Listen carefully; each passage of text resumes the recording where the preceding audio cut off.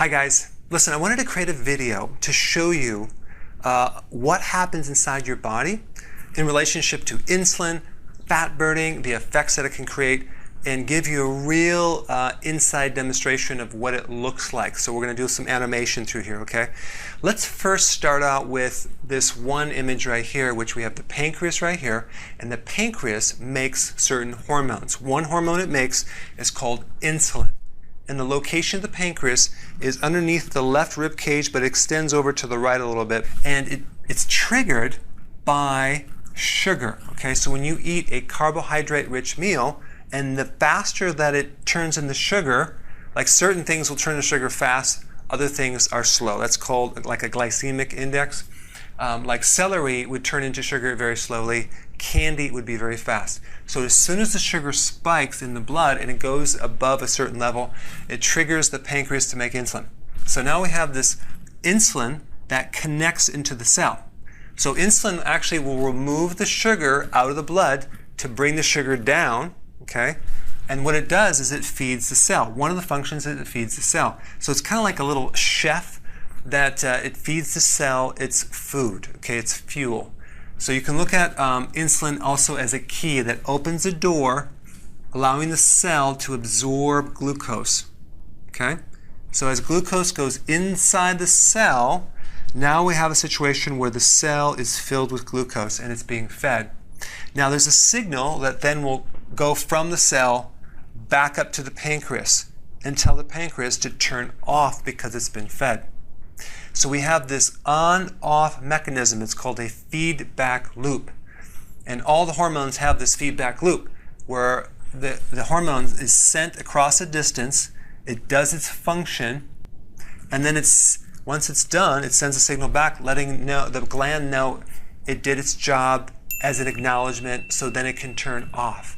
If this signal is off in any way, then the pancreas will continue to communicate and send more hormone when you really might not need it. Okay, so we know number one, insulin feeds the cell fuel, okay? Then it helps you store sugar. So here's insulin, it comes in here, takes the sugar out, feeds the cell. Number two, it actually stores sugar mainly in the liver, but some in the muscle as well, and some in the kidney, some in the brain, and some in the white blood cell, but mainly the liver and kidney. That's where the storage happens. And the body stores sugar as something called glycogen. That's the name of it. Glycogen is a series of glucose molecules strung together in a chain. So there's two main types of fuel storage in the body. We have the glycogen reserve, and then we have the fat reserve, okay? The glycogen reserve, which is the sugar reserve, is roughly only 1,700 calories. It's very, very tiny, versus 70,000 calories on a non-obese average person. So we have 70,000 calories for fat versus only 1,700, that's 1,700 for sugar reserves. Okay, so insulin helps in the absorption of fuel in the cell. It helps in the sugar storage, which is called glycogen reserve. And number three, it converts excess sugar and carbohydrates into fat. Okay, so fat comes from the excess carbohydrates.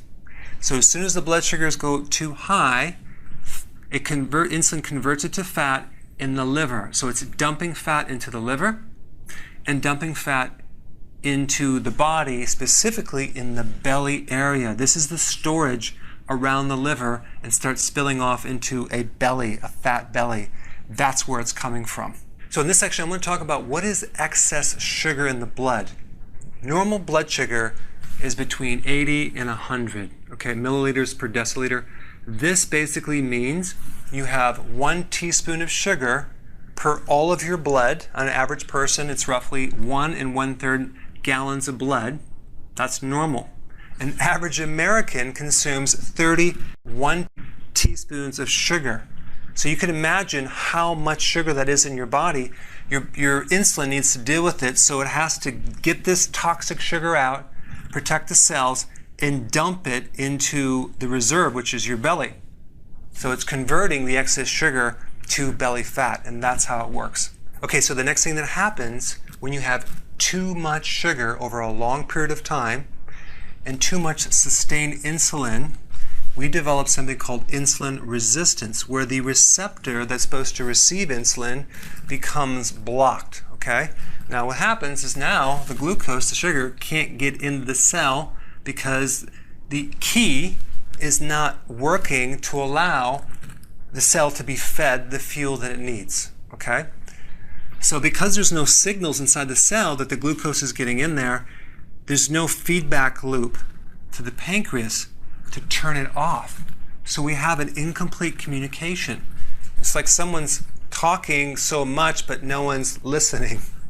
So we have the situation where no off switch, the body compensates to drive more insulin to try to connect with this little key, to try to drive the key in there. So a person with insulin resistance has 5 to 7 times more insulin than a normal person. This is pre-diabetes, okay? So what happens is all this excess insulin goes throughout the body, but it's not becoming effective. In other words, it's not bringing the sugars down. It's not feeding the cells. What it's doing, it's going in storage as belly fat, so we're dumping more and more insulin that's converting this sugar into fat in the belly and making a fatty liver. Other symptoms, there's 4 main big symptoms with insulin resistance. Your fatigue, especially after you eat, like eat lunch, you want to take a nap. Number 2, you have cravings for sugar and carbohydrates. Number 3, you have excessive urination at night because wherever the excess insulin is going, fluid is following it. So you're actually, sometimes you have glucose coming through the urine, you're going to be peeing more. And also you're going to have a lot of brain fog, memory issues, you'll have inflammation. There's a whole list of symptoms that you can have. So there's several other purposes of insulin that go beyond just glucose going in the cell. Number 1, protein goes in the cell with the help of insulin. Without insulin, you can't absorb protein, amino acids in the cell. That's why diabetics have loss of muscle, collagen, muscle weakness. They can't build muscle. They have joint issues, disc issues, a lot of protein issues.